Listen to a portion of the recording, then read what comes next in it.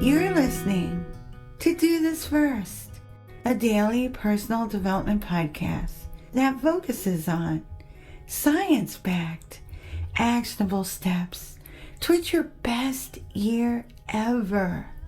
Hi, I'm Santa, your host. Today we're continuing with our series on one of my all-time favorite poets, Henry Wadsworth Longfellow. Today's featured poem is one of my all-time faves. It's included in its entirety on my blog and in the podcast notes. It's called The Light of Stars. And it's a little longer, so I won't read it for you today. But I did want to address some of the important lessons that are encapsulated in the poem. First, some biographical info. It was one of Longfellow's early poems. It was published before fall in 1838. It was later renamed the Second Psalm of Life and included in the Voices of the Night collection. The poem follows Longfellow into twilight, where he ends an especially hard day. We know this when he says, "The night is come, but not too soon." He's ready for the day to be over. The sentiment is further underscored in two additional lines. "Star of strength, I see thee stand and smile upon my pain." And also, "Within my breast there is no light." Longfellow is, however, encouraged when he sees the fiery red planet of Mars. Mars is named after the Roman god of war and is associated with energy or vitality. It also has the largest volcano in the solar system, the Olympus Mons.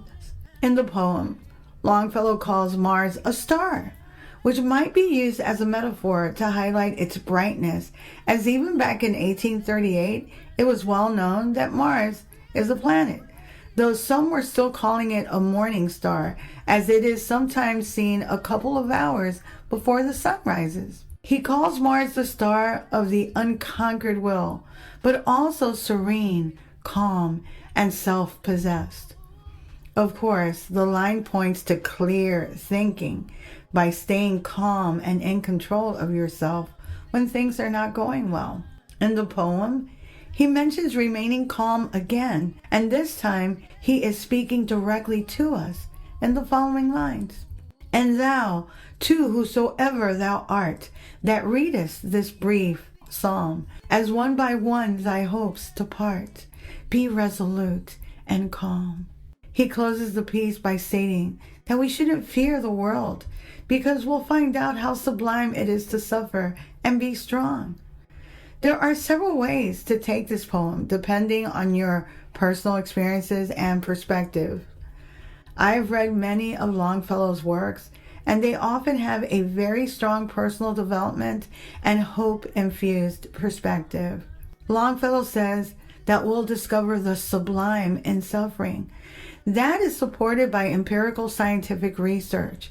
Suffering, while often seen as an inherently negative experience, no one likes to suffer, it can lead to several positive outcomes from a psychological and philosophical perspective. Research on suffering has explored its potential benefits in areas such as personal growth, empathy, development, and greater life satisfaction.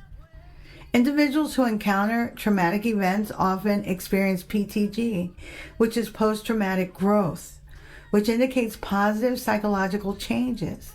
These include increased personal strength, a greater appreciation of life, and a renewed perspective on possibilities for the future.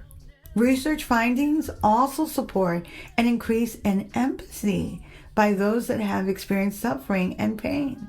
Of course, there are some that take the opposite road to this, but again, we're talking consistent with what Longfellow was asserting in the poem. Suffering also builds resilience by helping us develop the ability to bounce back from difficult experiences. It can lead to growth in understanding, emotional fortitude, empathy, motivation, and a sense of personal identity. Some experiences really mark you. A positive mindset can enhance the building of resilience through suffering. People often develop new skills and strategies for managing stress, leading to better emotional regulation and adaptive coping in the long term. Just to be clear, suffering can be physical or emotional pain. Suffering can be caused by anything from injury to stress or just difficult circumstances. Having the wrong people or person in your life can spur suffering, especially if you're not able to make a change expeditiously. I've seen people go through a similar set of circumstances, and one will thrive and the other will fall into depression, chemical dependency, and even physical illness. What's the difference? For years, the tabula rasa, or the blank slate theory, was touted as a fact based on available research at the time. We now know that it is a fallacy. We are not born into the world with a clean slate. We actually carry some, but not all, of the traits of our ancestors. There is no scientific basis for a resilience gene per se. But if you produce excessive cortisol, that might make you less resilient. The HPA axis regulates the naturally occurring chemical cortisol in our bodies, and some people do have a genetic predisposition. Science also supports the theory that a positive mindset can make a difference when you're going through tough times, according to the Mayo Clinic, among many others. For most of us, resilience is cultivated in staying strong amidst suffering or difficult situations. That is what Longfellow asserted when he said that we would learn the sublime. Longfellow also touches on the suffering of delayed gratification when he says that his will is unconquered. He is letting us know that even though he's suffering now and he doesn't have what he wants right now, he will continue on towards his goal. Research supports that those that are able to delay gratification are better positioned for successful outcomes. While suffering is challenging and painful, it can serve as a catalyst for various forms of personal and psychological growth. It can also tip the scales in your favor in the long run. If you like what you're hearing, don't forget to leave a review. You can read a full transcript of this podcast episode and all of my podcast episodes on my blog, dothisfirst.life. You can also subscribe to my YouTube channel at Do This First.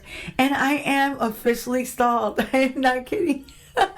I'm officially stalled at like 6,025 subscribers. So hey, I will continue to update you guys on that number. You can also sign up for my new weekly newsletter. It'll help you get your week started on a positive note. And updates on coaching, books, merch, my public speaking engagements as they become available, and the latest research on personal development and brain health. Tomorrow we will continue with our 10-part series on the poet Henry Wadsworth Longfellow, and we're getting close to the end, guys. Till tomorrow. Moving back.